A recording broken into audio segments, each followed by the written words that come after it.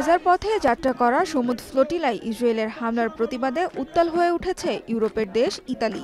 প্রতিবাদ জানিয়ে দেশ জুড়ে সাধারণ ধর্মঘটের ডাক দিয়েছে ইতালির সবচেয়ে বড় শ্রমিক সংগঠন।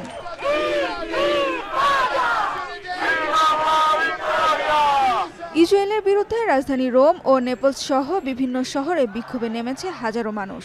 ফ্রি প্যালেস্টাইন ও stop the attack on humanity স্লোগানে মুখরিত রোমের সড়ক। এ সময় ফিলিস্তিনের পতাকা, প্ল্যাকার্ড, ব্যানার হাতে প্রতিবাদ জানান বিক্ষোভকারীরা। রোমের রিপুবলিকা স্কয়ার থেকে মিছিল নিয়ে শহরের গুরুত্বপূর্ণ সড়ক প্রদক্ষিণ শেষে টার্মিনি স্টেশনে এসে জমায়েত হয়ে প্রতিবাদ জানায় তারা।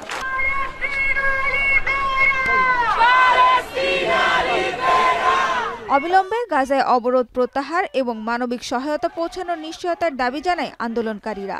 বিক্ষোভে অংশ নেয় বিভিন্ন ধর্ম, বর্ণ, জাতির মানুষ, যাদের মধ্যে উল্লেখযোগ্য সংখ্যায় প্রবাসী বাংলাদেশীও রয়েছেন।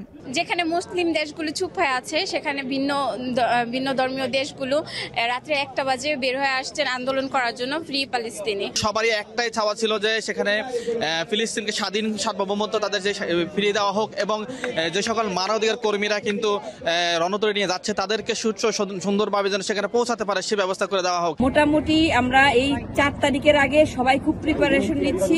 4 তারিখে একটা বড় রকমের ডেমনস্ট্রেশন হবে ইনশাআল্লাহ। রোমের রাতের আধারে জ্বলছে মানবতার শিখা। ফিলিস্তিনের জন্য ন্যায় বিচারের এই ডাক থামবে না, এই প্রতিশ্রুতিতে প্রতিবাদ জানাচ্ছেন রোমবাসী। এখন ইতালি। শিয়া বাটার ও ভিটামিন ই সমৃদ্ধ লিলি বিউটি সোপ, তারুণ্যময় উজ্জ্বল ত্বকের জন্য। রিমার্ক